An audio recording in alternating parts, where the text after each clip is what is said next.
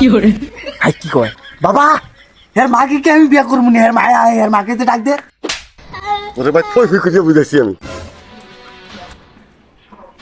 আসসালামু আলাইকুম বেআই মশাই। আসসালামু আলাইকুম। আসসালামু আলাইকুম ভাই মশাই। হ্যাঁ আসসালামু আলাইকুম বেআই মশাই, তা আসতে কোনো সমস্যা হয়েছে নি? না না ভাই মশাই, আসতে কোনো সমস্যাই নেই। তুই ভাই মশাই মেয়েটারে ডাকেন না, আমরা একটু দেখি। আরে থামেন, আমার মাকে আমি ডাক দিতে আসি।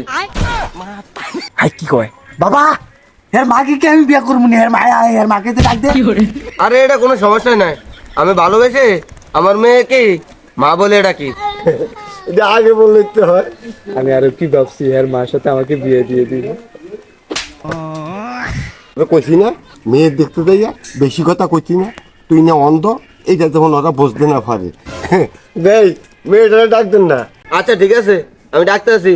ওরে মা কুতকুতি এমনি আয়।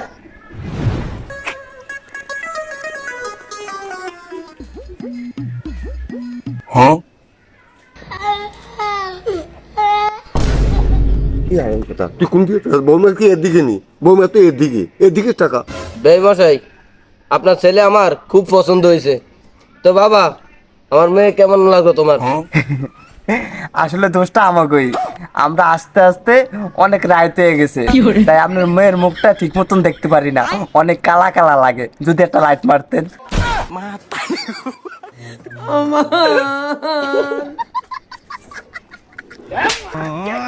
ওরে ভাই ফই ফই করে বুঝাইছি আমি। মেয়ে দেখতে যাই হা, ছেলে মানুষ গিরি করবি না, যে ওরা যে বুঝতে না পারে যে তুই কানা।